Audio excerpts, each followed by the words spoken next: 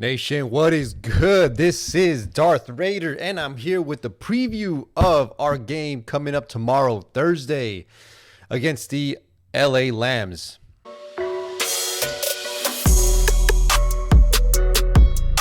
I usually save this till the very end, but before I forget, pay that tab, go ahead and like the video, subscribe. You already know what to do. Come on, now, get it. Also realized that I'm looking pretty spiffy today. I had a couple of interviews, you know, but let's get down to business. Gotta throw on the hat, here we go. So let's talk some Raider football, see what we got going on. Predictions, injuries, keys to the game. You guys already know. So let's go ahead and get started here. All right, first and foremost, let's go ahead and get started with these injuries here. This is actually the first time that I actually get to check these out. So as I'm looking at this, you guys might get like a little reaction and stuff like that. So let's see. People that are going to be out. We got Andrew Billings with that fibula. Okay. Kind of expected that to happen. He's been battling some injuries the last couple of weeks here. Jayon Brown with the hand out. Okay, so that probably means that Masterson is going to get some playing time. I'm all right with that. Horsted is still not playing. He's still dealing with that concussion. All right, that's it is what it is. I mean, we got Foster and we got Hollister as well, so I think we should be okay without Horsted. And then let's see, Jacobs is questionable, Tyler Hawes questionable, but it looks like they might be playing. Totally fine with that. And then, oh shoot, all right, we got Rock Ya-Sin with the knee injury. Didn't participate all week. The status of his game is going to be out. If it was a different type of opponent, I would have kind of been tripping about this, but we are playing the Rams. It kind of seems like they have already, called it quits when it comes to the season. So I'm okay with it. They kind of give us a little bit of a better view of how, Tyler Hall's going to do, how Sam Webb is going to do. Nate Hobbs is back, so obviously he's going to be leading that secondary. Some more playing time for Amik Robinson as well. So overall, as far as the people that are out, it's understandable. I'm not going to be pissed off or anything like that. It is what it is. But it's actually kind of a blessing in disguise. We get to check out some of the, some of the rookies out as well. So hope those guys heal up fast. Let's keep it moving. All right, so we get a primetime game. Unfortunately, it's one of those primetime games that I absolutely hate. I don't like Thursday night football. I think it's just another way of people or players to get injured. But I mean, it is what it is. At the end of the day, every team does get to play on Thursday. So I can't sit here and say that, other teams have more of an advantage than we do. So we're facing the defending Super Bowl champs, the LA Rams, over at Allegiant West coming up this Thursday, like I mentioned before. If you look at them now, they are definitely not the same team as how they were last year. They're currently sitting fourth in the NFC West with a record of 3-9. I mean, they got Matthew Stafford out. They have Aaron Donald out. You got Cooper Kupp out. My fantasy team has taken a shit ever since he went out. But I digress. Definitely an injured, depleted team. So much so that they had to actually sign Baker Mayfield off of the waivers. I don't believe he's going to be playing on Thursday, although we might see him for like maybe a couple like gadget plays and stuff like that. So while I don't see him starting, I do predict that he might see some playing time. At the end of the day, it just helps us out. I mean, at this point, it doesn't really matter who's quarterbacking for that team right now. It just seems that they're just in shambles, and they've already quit for this season. So it is what it is. Throw out whoever you guys want. We should be able to take care of business. So I know we don't play these guys often, so I had to see what the all-time record was between us, and I'm obviously pulling it out right here. So it looks like we have a winning record here of 8 wins to 6 losses, no ties. So like most of the NFL teams, the Raiders do have a winning record against them. So as we quickly look at the team stats, we're looking at the passing yards here. They're averaging 195 passing yards per game. That's good for 25th. Rushing yards are averaging about 87.3 rushing yards. That's good for 30th.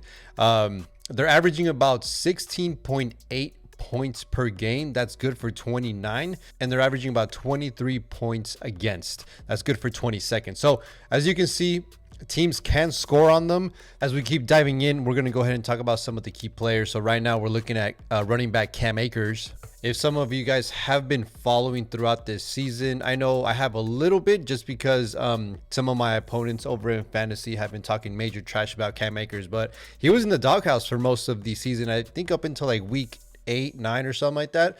He actually got on the coaching staff's good graces, so he actually started some playing time. But his stats so far, I mean, they're obviously not looking great. Then again, the team's not looking great either. But he's averaging about 3.3 carries per game. Only has 3 touchdowns, has about like 335 yards rushing so far. Keep in mind, like I said, he was in the doghouse. And he's also getting carries taken away from Kevin Williams, I believe his name is, and then the other guy that got traded over to Jacksonville. I just can't remember what his name is. It's irrelevant right now. But it looks like Cam Akers is now the starting running back. To me, he's not really a threat, but it's the best they got. Moving over to the defensive side, and there's this one guy that I really do like a lot. A lot of people like to trash on this guy, but I have major respect for him. He actually wanted to be a Raider a few years back before actually going to the Rams. It's going to be cornerback Jalen Ramsey. As we're checking out his stats, it doesn't seem like he's doing much, but then again, he's great in coverage. So I don't think they're passing it on his side a lot. So that's why, you know, kind of these stats look a little bit skewed. He's got 46 solo tackles, 2 forced fumbles, 1 interception, and 10 pass deflections. We all know it's going to be a battle between Davante Adams and Jalen Ramsey coming up. So I do expect the rest of the wide receiving core to make plays in case Davante Adams does get covered. As far as the quarterback situation goes, I'm going to go through them quickly. I personally don't know who's going to be starting, so that's why I'm just going to be mentioning all 3. The first one is going to be John Wolford. 390 yards, 1 touchdown, 3 interceptions, got a QBR of 20.5. So obviously he's not looking good at all. Then again, I only believe he's been playing for 2 games, maybe started 1. So he's definitely one option there that might be the starter, along with Bryce Perkins. He's another quarterback. He only has 161 passing yards, 1 touchdown, 2 interceptions with the QBR 25.3. So again, not great, but is what they got. And obviously we're going to talk about the new addition in Baker Mayfield. Stats are looking a little bit better, but keep in mind that he just got signed. I believe it was Monday. If it wasn't Monday, it was yesterday. So I don't know what to what extent he knows so far as you know, as far as the playbook goes. But I mean, he's got 1,300 yards, 6 touchdowns, 6 interceptions with a QBR of 18.3. So as you can see, when it comes to these quarterbacks, there's not much to talk about. It's kind of one of those things that we have to take care of our business as well. I definitely don't want to see a fucking Nick Mullins type of situation again, where this quarterback comes in super last minute and absolutely fucking torches us. If we are the team that we say we're supposed to be, this is the type of game that we go in, we take care of business, we stomp them and get the fuck out. All right, so we went through the injuries. We took a look at the Lambs. We're going to go ahead and check out the keys to the game. So my first key to the game is be active in the passing game. Although we are a running type of team, there are some injuries going on in the backfield for us. So also, I did want to point out that their passing defense isn't that great with the exception of Jalen Ramsey. So if Davante does get covered by Jalen Ramsey and he's unavailable, I do expect, and I am hoping, that the rest of the wide receiving core, such as Matt Collins, Turner, Cole Sr., and all those guys, to be making plays if for some reason, which I totally doubt, Jalen Ramsey locks down Davante Adams. They're also 25th against the pass, so I mean, it should be relatively easy to move the ball against them. All right, so my second key to the game is going to be mixing up the running backs. Guys, this is a short week. Josh Jacobs is not at 100%. So the last thing I want is for him to be getting injured off of a short week. So in my opinion, I definitely think that all running backs should be available this Thursday. I want to be able to see a little bit more action from Abdullah. I want to see a little bit more action definitely from Zeus. And even if they can, I know he's been a healthy scratch this whole year, but I'm kind of hoping that Britton Brown makes a little bit of an appearance. Although Brandon Bolden wouldn't be a bad option as well. So I'm hoping that when we do run the ball, yes, we use Josh Jacobs effectively. But if we are to make any kind of run, any kind of a long shot run, we definitely need Josh Jacobs to be healthy. And my third and final last key to the game is going to be sacks, sacks, sacks.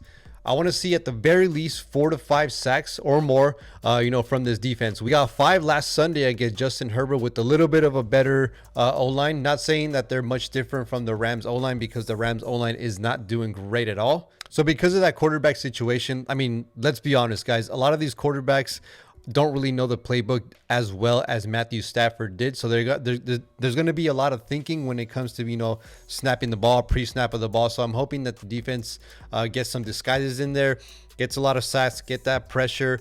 I mean, there's no way Baker Mayfield or the rest of the other bums are going to be able to have a 300, 400 yard game. All right, just to summarize. So we want a great and active passing game. We want to be mixing up the running backs as much as we can, and we want to get pressure on those quarterbacks. All right, guys, last and not least, let's go ahead and go and do predictions. I always get these wrong, but it is what it is. Let's just go ahead and give it a shot. Maybe one of these times I'll go ahead and get them correctly. My prediction for Thursday's game is going to be a Raiders win of 24-17. Although I would like it to be more. I personally want a fucking blowout, to be honest with you. There should be no reason why, but we are the Raiders. At the end of the day, we are playing on a short week as well. And although the Rams are a garbage ass team, I mean, let's be honest, they gave the Seahawks this past Sunday all they can handle. So it's not like they're not playing hard. It's just that the talent on the field is just not as good. Hopefully we'll be able to walk out of there with the dub, relatively healthy and on a longer break to face the Patriots the following week. All right, guys, that was it for me. Thank you for showing out with me. Once again, go ahead and hit the subscribe button, hit the like button, leave me any kind of feedback. Let's go ahead and get this dub, and we'll keep the fucking streak going, baby. Let's go. Darth Raider is out.